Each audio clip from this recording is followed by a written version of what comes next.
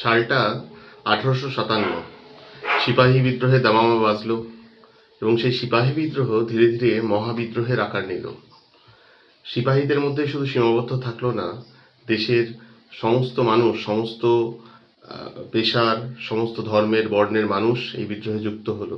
সেই সিপাহী বিদ্রোহ মহাবিদ্রোহের পরিণতি পেল। ঠিক তার পরের বছর 1858 সালে ভারত শাসন আইনের দ্বারা মহারানী ভিক্টোরিয়া ভারত সাম্রাজ্ঞী হলেন এবং ইস্ট ইন্ডিয়া কোম্পানির শাসনের অবসান ঘটল। এমতাবস্থায় হরিনাবি স্কুলের পত্তন।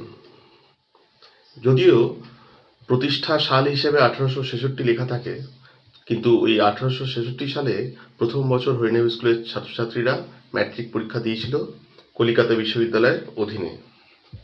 তাই ডকুমেন্ট যেহেতু 1866 থেকেই পাওয়া যায়, তাই প্রতিষ্ঠা দিবস হিসেবে 1866 মেনশন করা থাকে। কিন্তু হরিনাবি স্কুলের প্রতিষ্ঠা কিন্তু এর বেশ কিছু বছর পূর্বেই, অর্থাৎ সিপাহী বিদ্রোহ বা মহাবিদ্রোহের সময়ে। আজ 25শে অগস্ট হরিনাবি স্কুলের প্রতিষ্ঠা দিবস।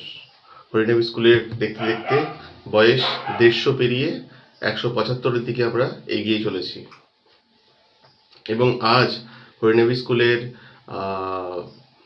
159 বছর বয়স হলো। 160তম প্রতিষ্ঠা দিবস আজ হরিনাবি স্কুলের প্রাক্তনী হিসেবে আমারও কিছু দায়িত্ব বর্তায়, যে স্কুলের এই প্রতিষ্ঠা দিবসে স্কুলকে শুভেচ্ছা জানানোর, স্কুলের সকল শিক্ষক, শিক্ষাকর্মী, ছাত্রছাত্রী বন্ধু, প্রাক্তনী এবং সমস্ত শুভাকাঙ্ক্ষীদের শুভেচ্ছা জানাই হরিনাবি স্কুলের এই প্রতিষ্ঠা দিবসের সূচনা লগ্নে।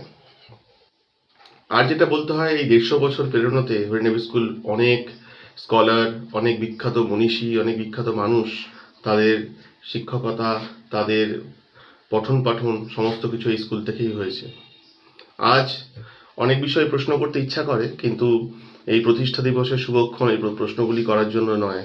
ঠিক যেমনটা কৃষ্ণকান্ত মেমোরিয়াল পার্ক, হরিনাবি স্কুলের খেলার মাঠ, সেটা কতটা স্কুলের আছে আর কতটা বিহাত হয়ে গেছে সেটাই এখন প্রশ্নের মুখে।